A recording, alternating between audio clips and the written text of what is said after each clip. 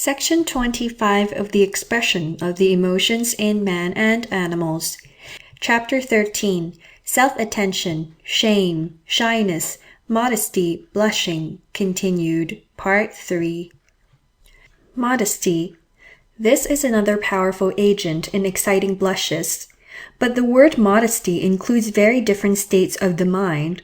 It implies humility, and we often judge of this by persons being greatly pleased and blushing at slight praise, or by being annoyed at praise which seems to them too high according to their own humble standard of themselves. Blushing here has the usual signification of regard for the opinion of others, but modesty frequently relates to acts of indelicacy, and indelicacy is an affair of etiquette, as we clearly see with the nations that go altogether or nearly naked.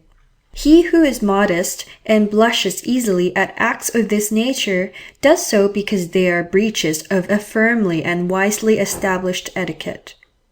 This is indeed shown by the derivation of the word modest from modus, a measure or standard of behavior.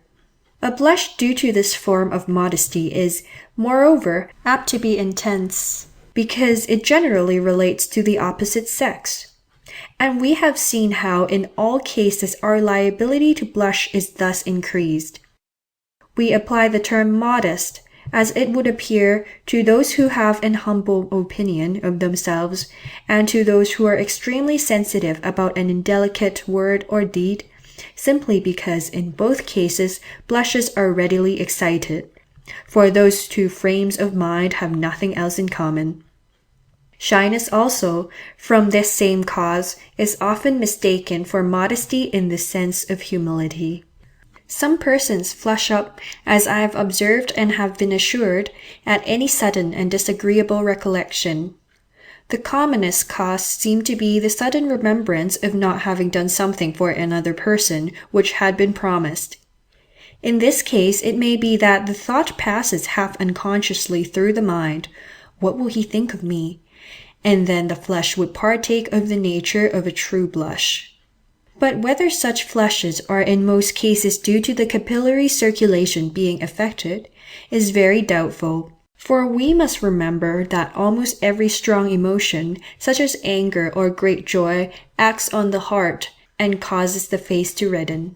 The fact that blushes may be excited in absolute solitude seems opposed to the view here taken, namely that the habit originally arose from thinking about what others think of us. Several ladies, who are great blushers, are unanimous in regard to solitude, and some of them believe that they have blushed in the dark. From what Mr. Forbes had stated with respect to the eye mirage, and from my own sensations, I have no doubt that this latter statement is correct. Shakespeare, therefore, erred when he made Juliet, who was not even by herself, say to Romeo, Act 2, Scene 2, "Thou know'st the mask of night is on my face, else would a maiden blush bepaint my cheek, for that which thou hast heard me speak to-night." But when a blush is excited in solitude, the cause almost always relates to the thoughts of others about us, to acts done in their presence, or suspected by them, or again when we reflect what others would have thought of us had they known of the act. Nevertheless, one or two of my informants believe that they have blushed from shame at acts in no way relating to others. If this be so, we must attribute the result to the force of inveterate habit and association, under a state of mind closely analogous to that which ordinarily excites a blush. Nor need we feel surprise at this, as even sympathy with another person who commits a flagrant breach of etiquette is believed, as we have just seen, sometimes to cause a blush. Finally, then, I conclude that blushing, whether due to shyness, to shame for a real crime, to shame from a breach of the laws of etiquette, to modesty from humility, to modesty from an indelicacy, depends in all cases on the same principle. this principle being a sensitive regard for the opinion, more particularly for the depreciation of others, primarily in relation to our personal appearance, especially of our faces, and secondarily, through the force of association and habit, in relation to the opinion of others on our conduct. Theory of blushing. We have now to consider, why should the thought that others are thinking about us affect our capillary circulation? Sir C. Bell insists that blushing is a provision for expression, as may be inferred from the color extending only to the surface of the face, neck, and breast, the parts most exposed. It is not acquired, it is from the beginning.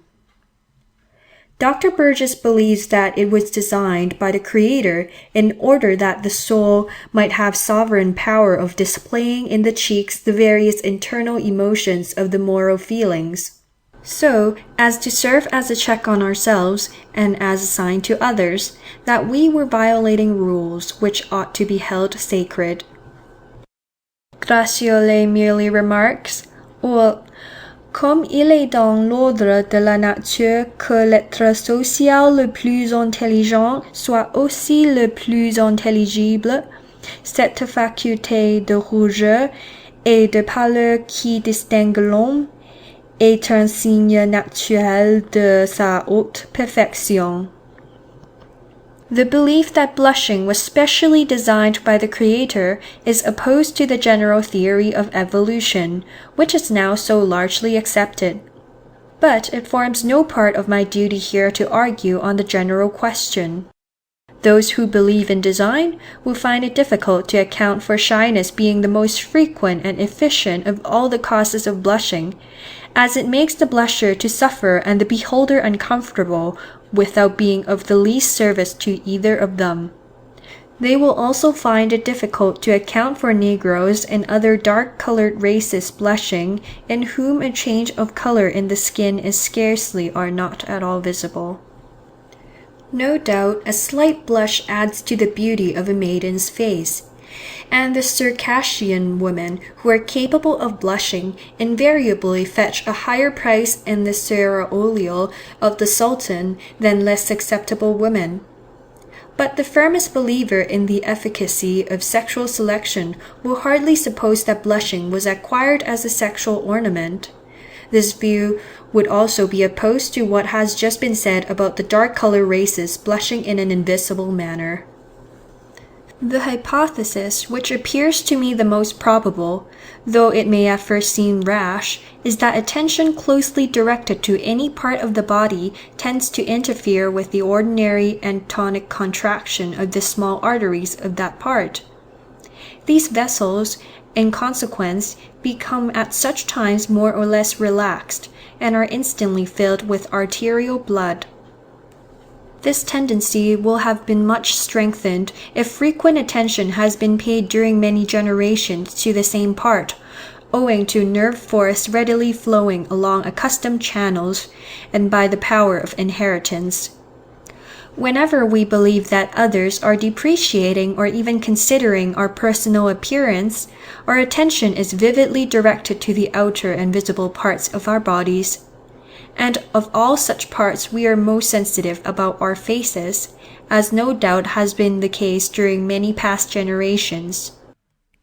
Therefore, assuming for the moment that the capillary vessels can be acted on by close attention, those of the face will have become eminently susceptible. Through the force of association, the same effects will tend to follow whenever we think that others are considering or censuring our actions or character. As the basis of this theory rests on mental attention having some power to influence the capillary circulation, it will be necessary to give a considerable body of details, bearing more or less directly on this subject. Several observers, who from their wide experience and knowledge are eminently capable of forming a sound judgment, are convinced that attention or consciousness, which latter term Sir H. Holland thinks the more explicit, concentrated on almost any part of the body, produces some direct physical effect on it. This applies to the movement of the involuntary muscles and of the voluntary muscles when acting involuntarily, to the secretion of the glands, to the activity of the senses and sensations, and even to the nutrition of parts. It is known that the involuntary movements of the heart are affected if close attention be paid to them. Gratiolet gives the case of a man who, by continually watching and counting his own pulse, at last caused one beat out of every 6 to intermit. On the other hand, my father told me of a careful observer who certainly had heart disease and died from it, and who positively stated that his pulse was habitually irregular to an extreme degree. Yet to his great disappointment, it invariably became regular as soon as my father entered the room. Sir H. Holland remarks that the effect upon the circulation of a part from the consciousness suddenly directed and fixed upon it is often obvious and immediate. Professor Laycock, who has particularly attended to phenomena of this nature, insists that when the attention is directed to any portion of the body, innervation and circulation are excited locally, and the functional activity of that portion developed. It is generally believed that the peristaltic movements of the intestines are influenced by attention being paid to them at fixed recurrent periods, and these movements depend on the contraction of unstripped and involuntary muscles. The abnormal action of the voluntary muscles in epilepsy, chorea, and hysteria is known to be influenced by the expectation of an attack and by the sight of other patients similarly affected. So it is with the involuntary acts of yawning and laughing. Certain glands are much influenced by thinking of them, or of the conditions under which they have been habitually excited. This is familiar to everyone in the increased flow of saliva, when the thought, for instance, of intensely acid fruit is kept before the mind. It was shown in our 6th chapter that an earnest and long-continued desire either to repress or to increase the action of the lacrimal glands is effectual. Some curious cases have been recorded in the case of women of the power of the mind on the mammary glands, and still more remarkable ones in relation to the uterine functions. See Gratiolet on this subject, de la Fise, page 287. Dr. J. Crichton-Browne, from his observations on the insane, is convinced that attention directed for a prolonged period on any part or organ may ultimately influence its capillary circulation and nutrition. He has given me some extraordinary cases. One of these, which cannot here be related in full, refers to a married woman 50 years of age, who labored under the firm and long-continued delusion that she was pregnant. When the expected period arrived, she acted precisely as if she had been really delivered of a child, and seemed to suffer extreme pain, so that the perspiration broke out on her forehead. The result was that a state of things returned, continuing for 3 days, which had ceased during the 6 previous years. Mr. Braid gives, in his Magic, Hypnotism, and etc., 1852, page 95, and in his other works, analogous cases, as well as other facts showing the great influence of the will on the mammary glands, even on one breast alone. When we direct our whole attention to any one sense, its acuteness is increased. And the continued habit of close attention, as with blind people to that of hearing, and with the blind and deaf to that of touch, appears to improve the sense in question permanently. There is also some reason to believe, judging from the capacities of different races of man, that the effects are inherited. Turning to ordinary sensations, it is well known that pain is increased by attending to it. And Sir B. Brodie goes so far as to believe that pain may be felt in any part of the body to which attention is closely drawn. Sir H. Holland also remarks that we become not only conscious of the existence of a part subjected to concentrated attention, but we experience in it various odd sensations as of weight, heat, cold, tingling, or itching.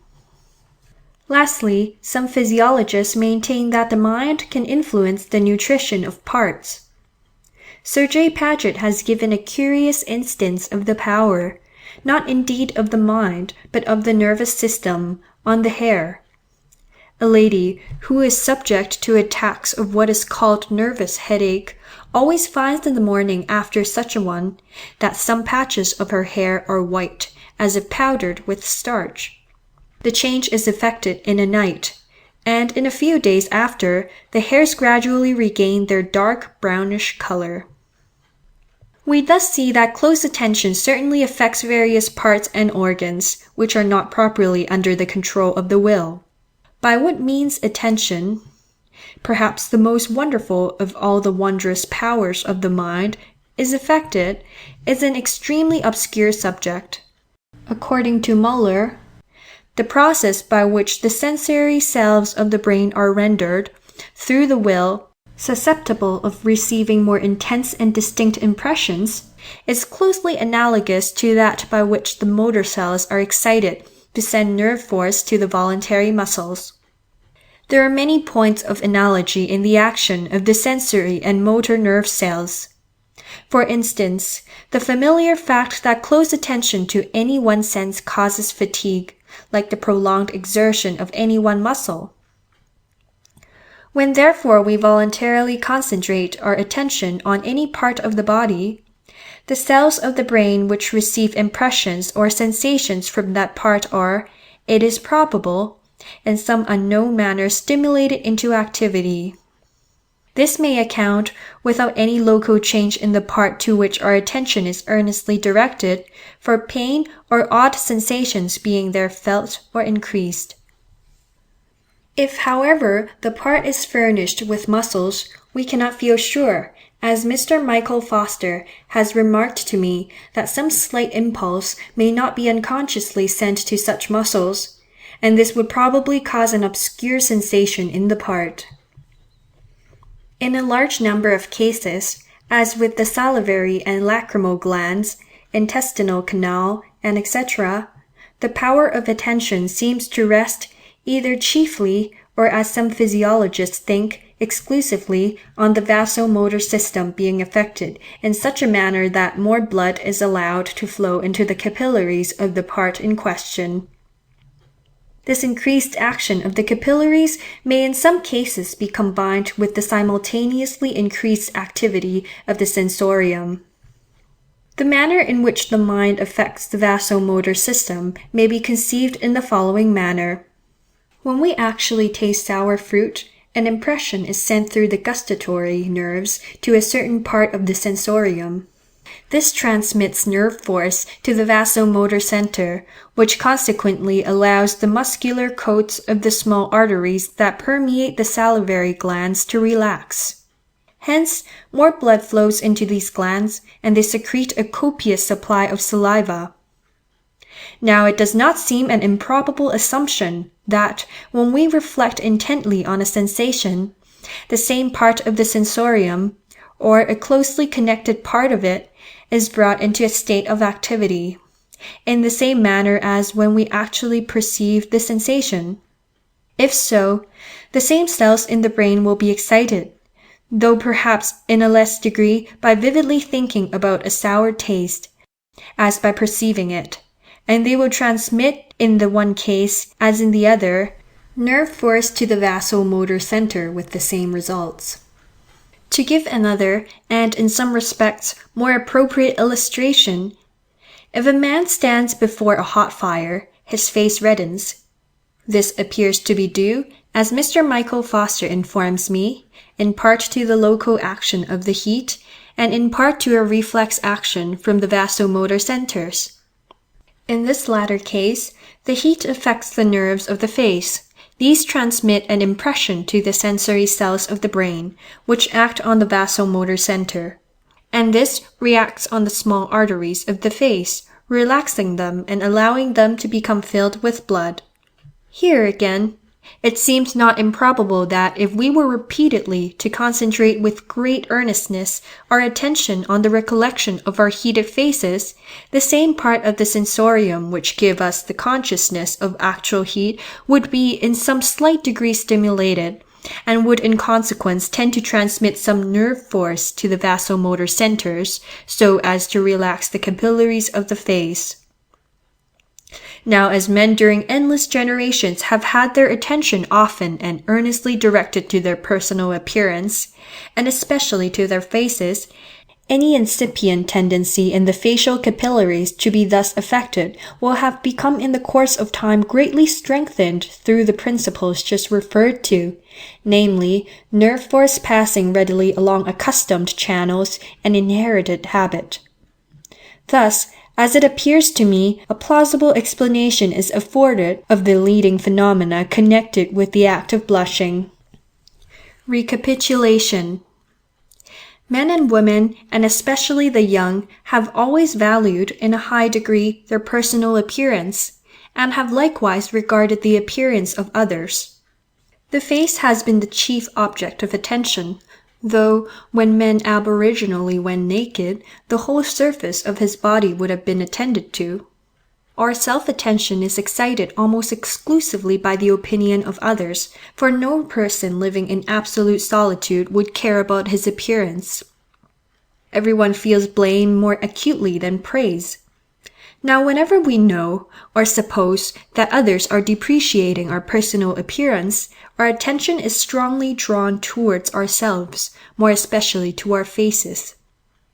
The probable effect of this will be, as has just been explained, to excite into activity that part of the sensorium which receives the sensory nerves of the face, and this will react through the vasomotor system on the facial capillaries. By frequent reiteration during numberless generations, the process will have become so habitual in association with the belief that others are thinking of us that even a suspicion of their depreciation suffices to relax the capillaries without any conscious thought about our faces. With some sensitive persons, it is enough even to notice their dress to produce the same effect. Through the force also of association and inheritance, our capillaries are relaxed whenever we know or imagine that any one is blaming, though in silence, our actions, thoughts, or character, and again when we are highly praised.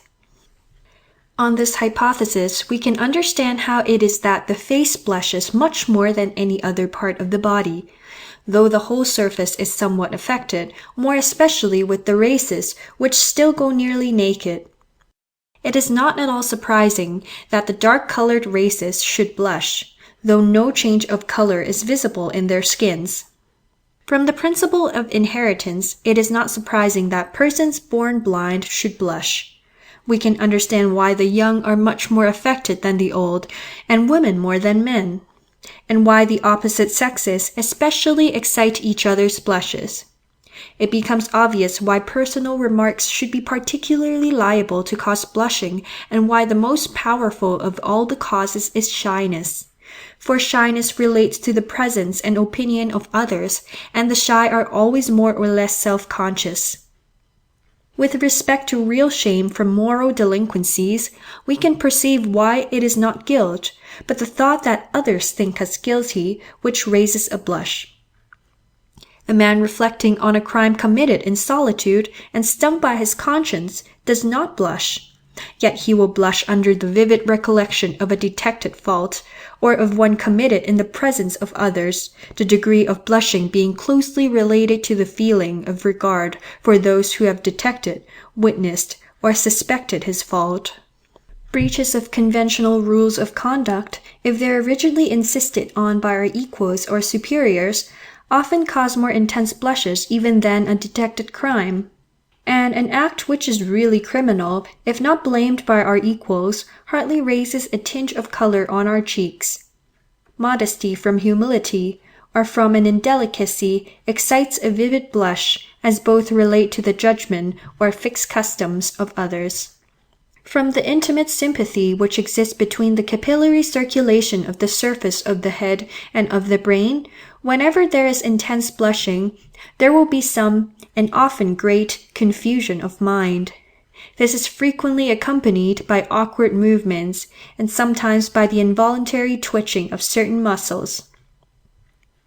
As blushing, according to this hypothesis, is an indirect result of attention, originally directed to our personal appearance, that is to the surface of the body, and more especially to the face, we can understand the meaning of the gestures which accompany blushing throughout the world. These consist in hiding the face, or turning it toward the ground, or to one side. The eyes are generally averted, or are restless, for to look at the man who causes us to feel shame or shyness immediately brings home in intolerable manner the consciousness that his gaze is directed on us.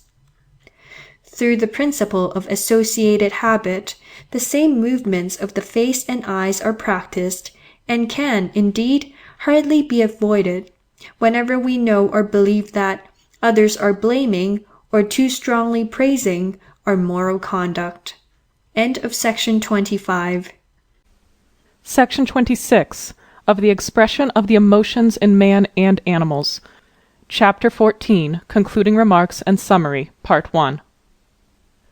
The three leading principles which have determined the chief movements of expression, their inheritance, on the part which the will and the intention have played in the acquirement of various expressions, the instinctive recognition of expression, the bearing of our subject on the specific unity of the races of man, on the successive acquirement of various expressions by the progenitors of man, the importance of expression, conclusion. I have now described, to the best of my ability, the chief expressive actions in man, and in some few of the lower animals. I have also attempted to explain the origin or development of these actions through the three principles given in the first chapter.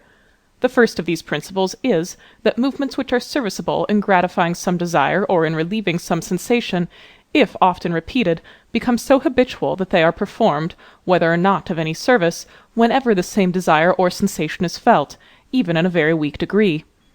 Our second principle is that of antithesis.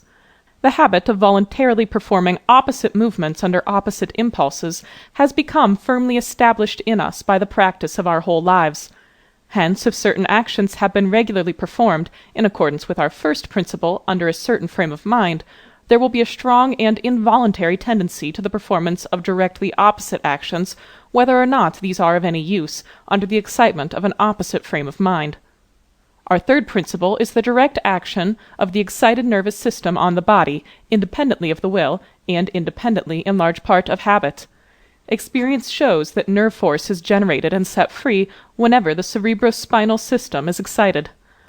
The direction which this nerve force follows is necessarily determined by the lines of connection between the nerve cells, with each other and with various parts of the body. But the direction is likewise much influenced by habit, inasmuch as nerve force passes readily along accustomed channels. The frantic and senseless actions of an enraged man may be attributed in part to the undirected flow of nerve force, and in part to the effects of habit, for these actions often vaguely represent the act of striking. They thus pass into gestures included under our first principle, as when an indignant man unconsciously throws himself into a fitting attitude for attacking his opponent, though without any intention of making an actual attack. We also see the influence of habit in all the emotions and sensations which are called exciting, for they have assumed this character from having habitually led to energetic action, and action affects in an indirect manner the respiratory and circulatory system, and the latter reacts on the brain. Whenever these emotions or sensations are even slightly felt by us, though they may not at the time lead to any exertion, our whole system is nevertheless disturbed through the force of habit and association. Other emotions and sensations are called depressing, because they have not habitually led to energetic action, excepting just at first, as in the case of extreme pain, fear, and grief, and they have ultimately caused complete exhaustion. They are consequently expressed chiefly by negative signs and by prostration.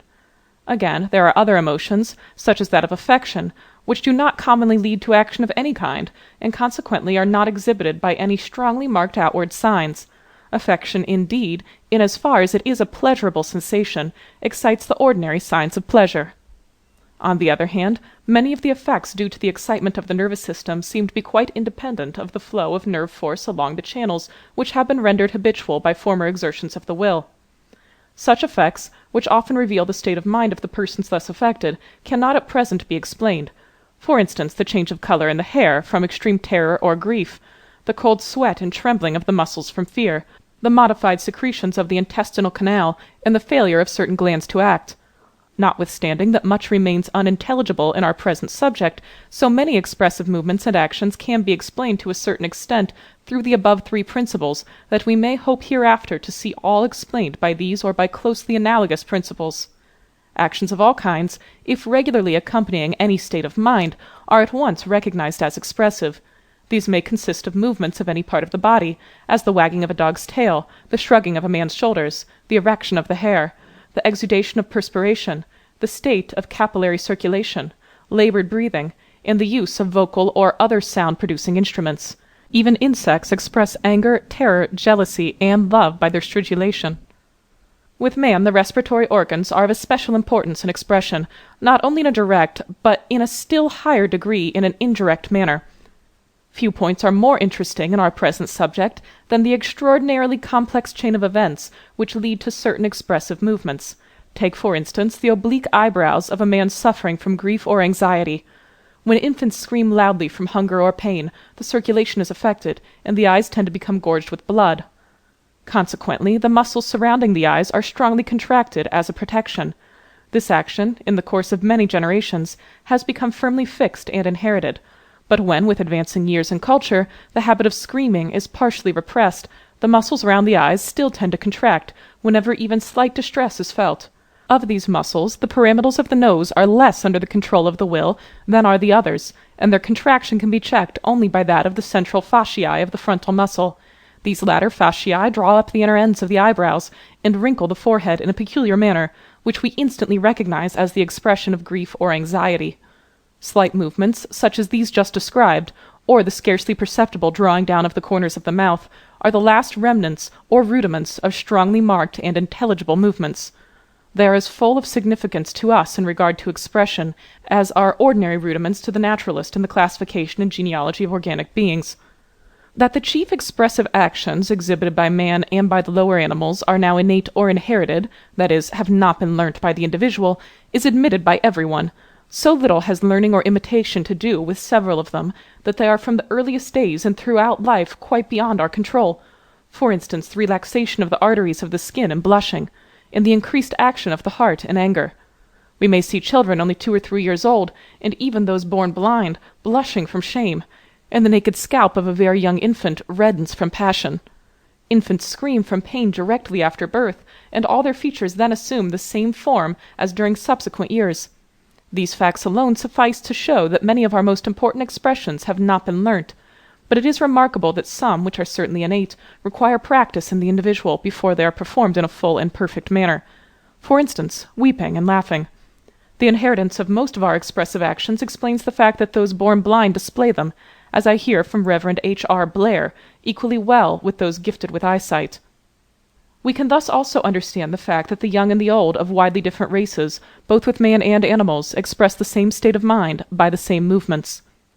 We are so familiar with the fact of young and old animals displaying their feelings in the same manner that we hardly perceive how remarkable it is that a young puppy should wag its tail when pleased, depress its ears and uncover its canine teeth when pretending to be savage, just like an old dog, or that a kitten should arch its little back and erect its hair when frightened and angry, like an old cat.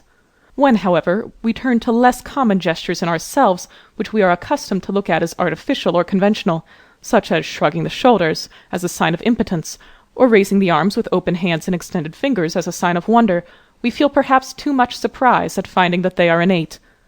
That these and some other gestures are inherited we may infer from their being performed by very young children, by those born blind, and by the most widely distinct races of man.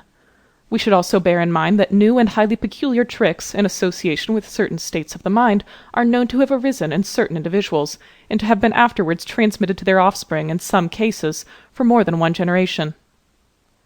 Certain other gestures, which seem to us so natural that we might easily imagine that they were innate, apparently have been learnt, like the words of a language. This seems to be the case with the joining of the uplifted hands, and the turning up of the eyes in prayer. So it is with kissing as a mark of affection, but this is innate in so far as it depends on the pleasure derived from contact with a beloved person.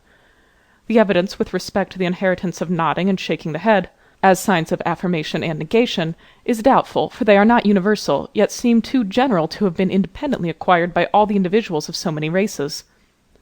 We will now consider how far the will and consciousness have come to play in the development of the various movements of expression.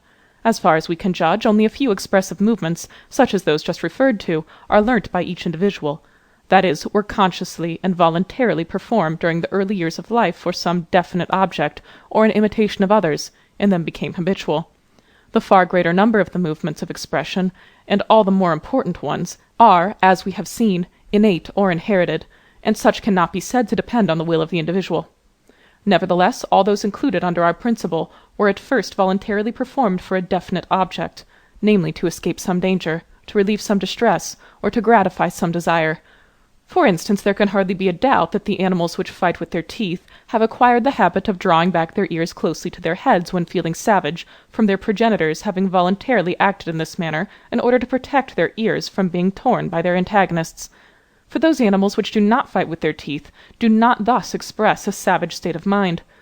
We may infer as highly probable that we ourselves have acquired the habit of contracting the muscles round the eyes whilst crying gently, that is, without the utterance of any loud sound, from our progenitors, especially during infancy, having experienced during the act of screaming an uncomfortable sensation in their eyeballs. Again, some highly expressive movements result from the endeavour to check or prevent other expressive movements. Thus the obliquity of the eyebrows and the drawing down of the corners of the mouth follow from the endeavour to prevent a screaming fit from coming on, or to check it after it has come on. Here it is obvious that the consciousness and will must at first have come into play. Not that we are conscious in these or in other such cases what muscles are brought into action, any more than when we perform the most ordinary voluntary movements. With respect to the expressive movements due to the principle of antithesis, it is clear that the will has intervened, though in a remote and indirect manner. So again with the movements coming under our third principle. These, in as far as they are influenced by nerve force readily passing through the habitual channels, have been determined by former and repeated exertions of the will.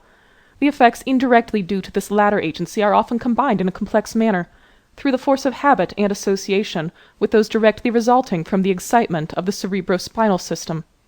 This seems to be the case with the increased action of the heart under the influence of any strong emotion. When an animal erects its hair, assumes a threatening attitude, and utters fierce sounds in order to terrify an enemy, we see a curious combination of movements which were originally voluntary with those that are involuntary. It is, however, possible that even strictly involuntary actions, such as the erection of the hair, may have been affected by the mysterious power of the will. Some expressive movements may have arisen spontaneously in association with certain states of mind, like the tricks lately referred to, and afterwards been inherited. But I know of no evidence rendering this view probable. The power of communication between the members of the same tribe by means of language has been of paramount importance in the development of man, and the force of language is much aided by the expressive movements of the face and body. We perceive this at once when we converse on an important subject with any person whose face is concealed. Nevertheless, there are no grounds, as far as I can discover, for believing that any muscle has been developed or even modified exclusively for the sake of expression. The vocal and other sound-producing organs, by which various expressive noises are produced, seem to form a partial exception, but I have elsewhere attempted to show that these organs were first developed for sexual purposes, in order that one sex might call or charm the other. Nor can I discover grounds for believing that any inherited movement, which now serves as a means of expression, was at first voluntary and consciously performed for this special purpose, like some of the gestures and the finger language used by the deaf and dumb. On the contrary, every true or inherited movement of expression seems to have had some natural and independent origin. But when once acquired, such movements may be voluntarily and consciously employed as a means of communication. Even infants, if carefully attended to, find out at a very early age that their screaming brings relief, and they soon voluntarily practice it. We may frequently see a person voluntarily raising his eyebrows to express surprise, or smiling to express pretended satisfaction and acquiescence. A man often wishes to make certain gestures conspicuous or demonstrative, and will raise his extended arms with widely open fingers above his head to show astonishment, or lift his shoulders to his ears to show that he cannot or will not do something. The tendency to such movements will be strengthened or increased by their being thus voluntarily and repeatedly performed, and the effects may be inherited, It is perhaps worth consideration whether movements at first used only by one or a few individuals to express a certain state of mind may not sometimes have spread to others, and ultimately have become universal, through the power of conscious and unconscious imitation. That there exists in man a strong tendency to imitation, independently of the conscious will, is certain. This is exhibited in the most extraordinary manner in certain brain diseases, especially at the commencement of inflammatory softening of the brain, and has been called the echo sign. Patients thus affected imitate, without understanding, every absurd gesture which is made and every word which is uttered near them, even in a foreign language. In the case of animals, the jackal and wolf have learnt under confinement to imitate the barking of the dog.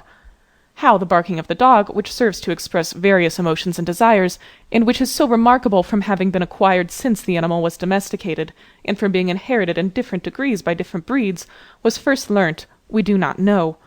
But may we not suspect that imitation has had something to do with its acquisition, owing to dogs having long lived in strict association with so loquacious an animal as man?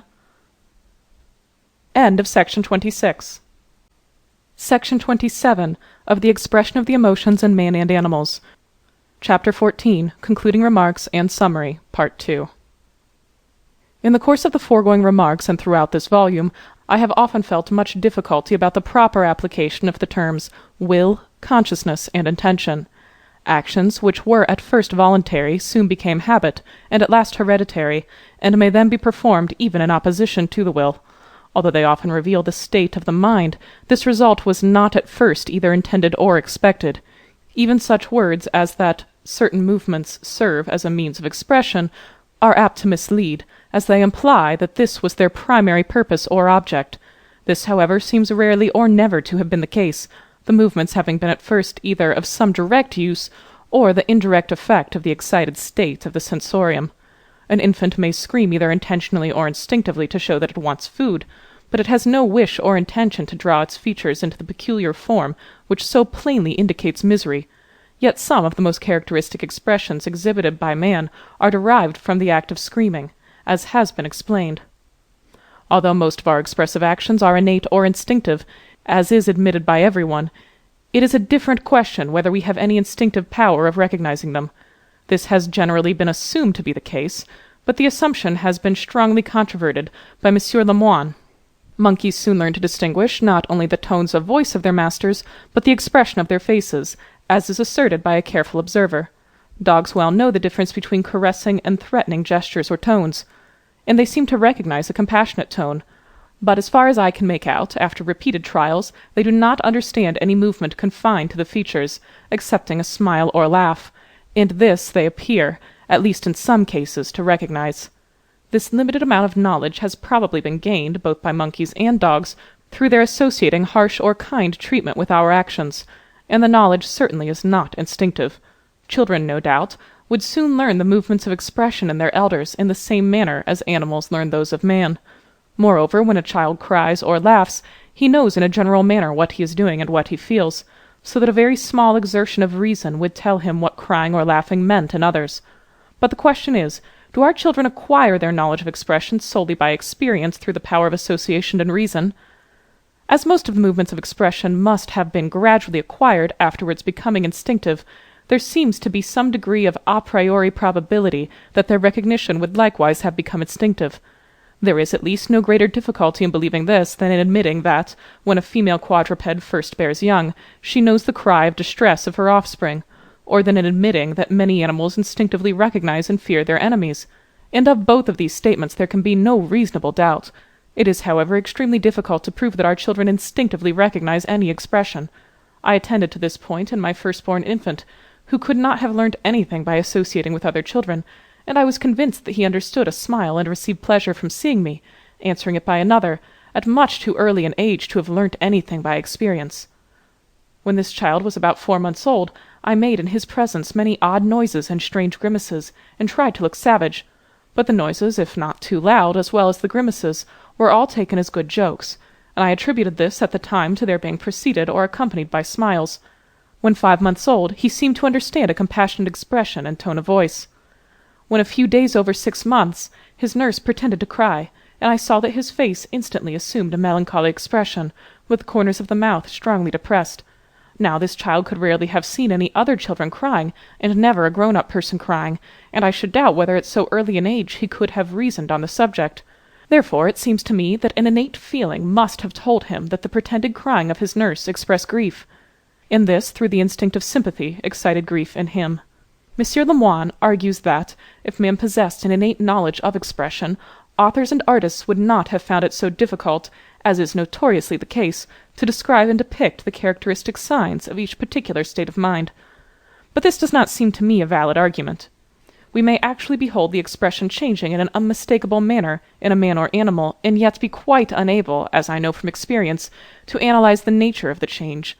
In the two photographs given by Duchenne of the same old man, almost everyone recognized that the one represented a true and the other a false smile, but I have found it very difficult to decide in what the whole manner of difference consists. It has often struck me as a curious fact that so many shades of expression are instantly recognized without any conscious process of analysis on our part. No one, I believe, can clearly describe a sullen or sly expression, yet many observers are unanimous that these expressions can be recognized in the various races of man. Almost everyone to whom I showed Duchenne's photograph of the young man with oblique eyebrows at once declared that it expressed grief or some such feeling. Yet probably not one of these persons, or 1 out of 1,000 persons, could beforehand have told anything precise about the obliquity of the eyebrows, with their inner ends puckered, or about the rectangular furrows on the forehead. So it is with many expressions, of which I have had practical experience in the trouble requisite in instructing others what points to observe. If, then, great ignorance of details does not prevent our recognizing with certainty and promptitude various expressions, I do not see how this ignorance can be advanced as an argument that our knowledge, though vague and general, is not innate. I have endeavored to show in considerable detail that all the chief expressions exhibited by man are the same throughout the world. This fact is interesting, as it affords a new argument in favor of the several races being descended from a single parent stock, which must have been almost completely human in structure and to a large extent in mind, before the period at which the races diverged from each other. No doubt similar structures, adapted for the same purpose, have often been independently acquired through variation and natural selection by distinct species, but this view will not explain close similarity between distinct species in a multitude of unimportant details.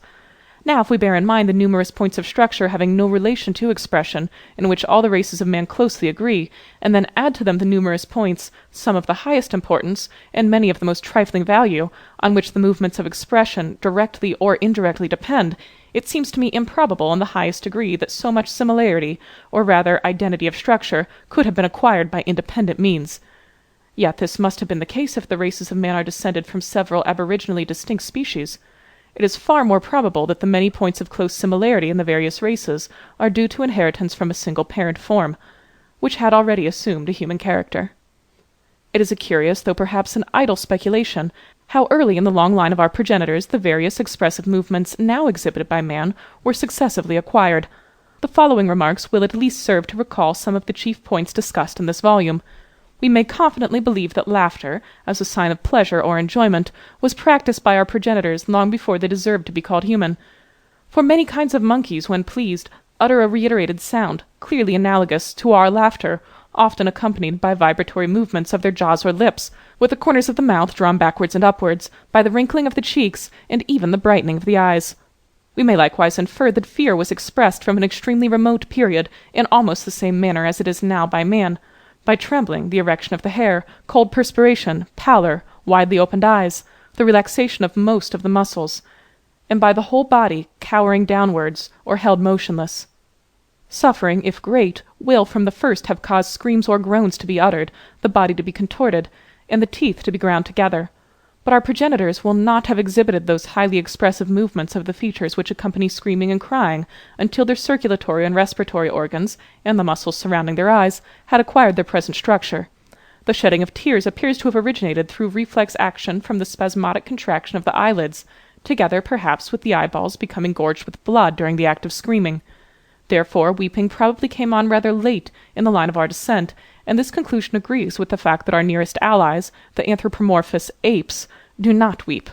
But we must here exercise some caution, for as certain monkeys, which are not closely related to man, weep, this habit might have been developed long ago in a sub-branch of the group from which man is derived. Our early progenitors, when suffering from grief or anxiety, would not have made their eyebrows oblique, or have drawn down the corners of their mouth, until they had acquired the habit of endeavouring to restrain their screams. The expression, therefore, of grief and anxiety is eminently human. Rage will have been expressed at a very early period by threatening or frantic gestures, by the reddening of the skin, and by glaring eyes, but not by frowning. For the habit of frowning seems to have been acquired chiefly from the corrugators being the first muscles to contract round the eyes, whenever, during infancy, pain, anger, or distress is felt, and there consequently is a near approach to screaming, and partly from a frown serving as a shade in difficult and intent vision. It seems probable that this shading action would not have become habitual until man had assumed a completely upright position, for monkeys do not frown when exposed to a glaring light. Our early progenitors, when enraged, would probably have exposed their teeth more freely than does man, even when giving full vent to his rage, as with the insane. We may, also, feel almost certain that they would have protruded their lips when sulky or disappointed, in a greater degree than is the case with our own children, or even with the children of existing savage races. Our early progenitors, when indignant or moderately angry, would not have held their hands erect, opened their chests, squared their shoulders, and clenched their fists, until they had acquired the ordinary carriage and upright attitude of man, and had learnt to fight with their fists or clubs. Until this period had arrived, the antithetical gesture of shrugging the shoulders as a sign of impotence or of patience would not have been developed. From the same reason, astonishment would not then have been expressed by the raising of the arms with open hands and extended fingers, nor, judging from the actions of monkeys, would astonishment have been exhibited by a widely opened mouth, but the eyes would have been opened and the eyebrows arched. Disgust would have been shown at a very early period by movements round the mouth, like those of vomiting. That is, if the view which I have suggested respecting the source of the expression is correct, namely, that our progenitors had the power, and used it, of voluntarily and quickly rejecting any food from their stomachs which they disliked. But the more refined manner of showing contempt or disdain, by lowering the eyelids, or turning away the eyes and face, as if the despised person were not worth looking at, would not probably have been acquired until a much later period. Of all expressions, blushing seems to be the most strictly human, yet it is common to all or nearly all the races of man, whether or not any change of colour is visible on their skin. The relaxation of the small arteries of the surface, on which blushing depends, seem to have primarily resulted from earnest attention directed to the appearance of our own persons, especially of our faces, aided by habit, inheritance, and the ready flow of nerve force along accustomed channels, and afterwards to have been extended by the power of association to self-attention directed to moral conduct. It can hardly be doubted that many animals are capable of appreciating beautiful colours and even forms, as is shown by the pains which the individuals of one sex take in displaying their beauty before those of the opposite sex. But it does not seem possible that any animal, until its mental powers have been developed to an equal or nearly equal degree with those of man, would have closely considered and been sensitive about its own personal appearance. Therefore we may conclude that blushing originated in a very late period, in the long line of our descent. From the various facts just alluded to, and given in the course of this volume, it follows that, if the structure of our organs of respiration and circulation had differed only in a slight degree from the state in which they now exist, most of our expressions would have been wonderfully different. A very slight change in the course of the arteries and veins which run to the head would probably have prevented the blood from accumulating in our eyeballs during violent expiration, for this occurs in extremely few quadrupeds. In this case we should not have displayed some of our most characteristic expressions. If man had breathed water by the aid of external branchiae, although the idea is hardly conceivable, instead of air through his mouth and nostrils, his features would not have expressed his feelings much more efficiently than now do his hands or limbs. Rage and disgust, however, would still have been shown by movements about the lips and mouth, and the eyes would have become brighter or duller according to the state of the circulation. If our ears had remained movable, their movements would have been slightly expressive, as is the case with all the animals which fight with their teeth, and we may infer that our early progenitors thus fought, and we still uncover the canine tooth on one side when we sneer at or defy anyone, and we uncover all our teeth when furiously enraged. The movements of expression in the face and body, whatever their origin may have been, are in themselves of much importance for our welfare. They serve as the first means of communication between the mother and her infant. She smiles approval, and thus encourages her child on the right path, or frowns disapproval. We readily perceive sympathy in others by their expression. Our sufferings are thus mitigated and our pleasures increased, and mutual good feeling is thus strengthened. The movements of expression give vividness and energy to our spoken words. They reveal the thoughts and intentions of others more truly than do words, which may be falsified.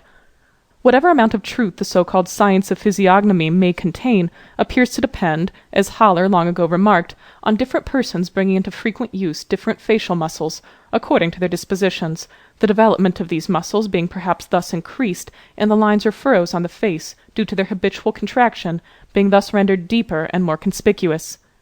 The free expression by outward signs of an emotion intensifies it. On the other hand, the repression, as far as this is possible, of all outward signs, softens our emotions.